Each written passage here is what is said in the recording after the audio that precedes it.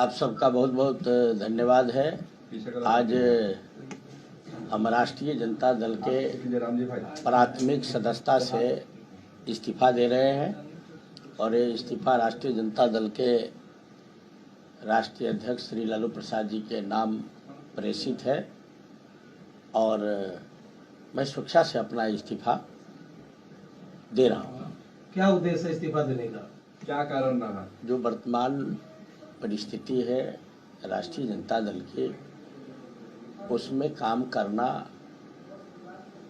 मुझे सूट नहीं किया और सूट नहीं कर पा रहा है, इसलिए मैंने स्वेच्छा से, किसी तरह का कोई विवाद नहीं है, लेकिन मैंने तय किया कि राष्ट्रीय जनता दल में अब काम नहीं करेंगे, क्योंकि इसके जो कार्य करने की जो प्रणाली है, जो प्रक्रिया है, जो तौर तरीके हैं, वो मुझे सूट नहीं किया और वर्तमान परिस्थिति में नहीं कर पा रहा है, इसलिए मैं स्वेच्छा से पार्टी ने तो बहुत सम्मान दिया, लोग कह रहे थे।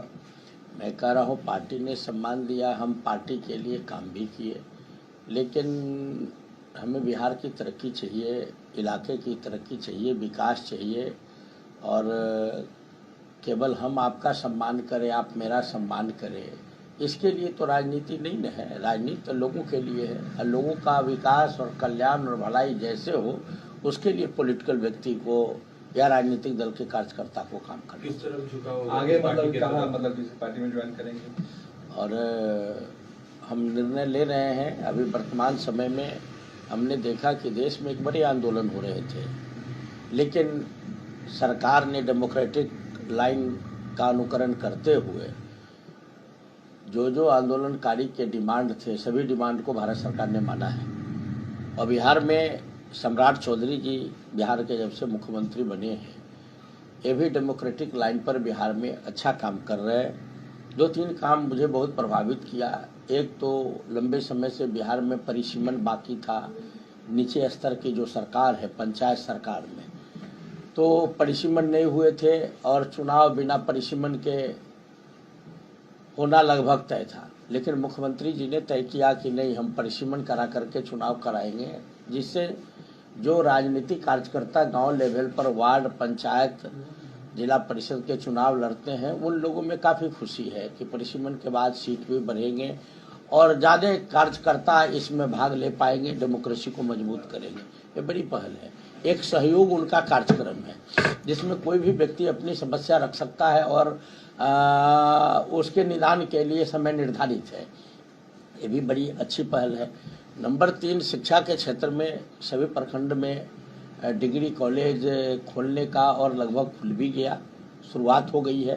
तो शिक्षा के क्षेत्र में एक क्रांति है। इस कम दिनों में मुख्यमंत्री जी ने बेहतर काम किए हैं और अपराध से कोई समझौता नहीं। और इसी बीच में आपने देखा कि IAS ऑफिसर जो भ्रष्टाचार में कहीं न कहीं से उनका नाम आया, उन्हें निलंबित कर दिया गया। तो ये बड़ा काम है और ये काम होने से जनता का भरोसा बनता है।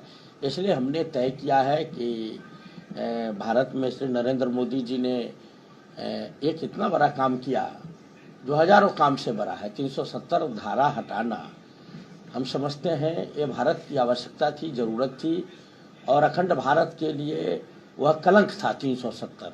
इसको इन्होंने हटाया, अब बड़ी बारीकी से टकल किया और आज पूरा भारत एक है।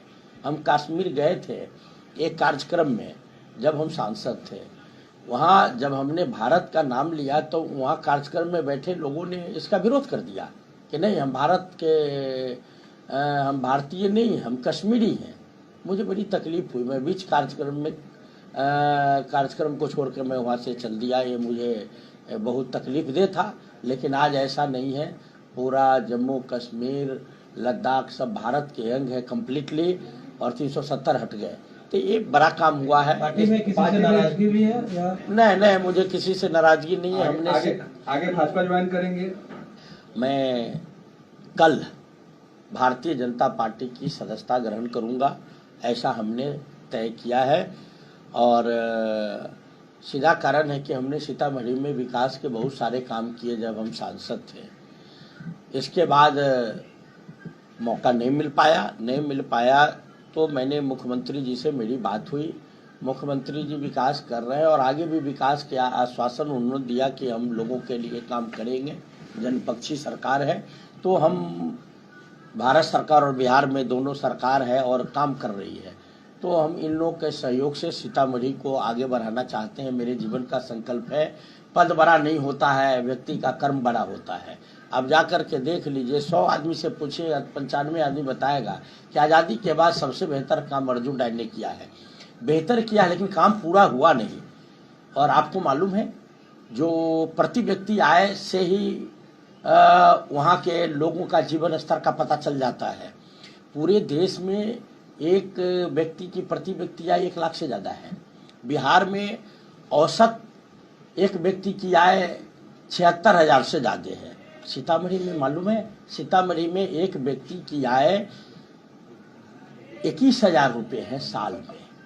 बिहार देश में सबसे गरीब 3 जिले हैं, 1 नंबर में शिवहर, 2 नंबर में अररिया और 3 नंबर में सीतामढ़ी, जहाँ हम काम कर रहे हैं। यहाँ औड़ाई है, औड़ाई बाढ़ का इलाका था।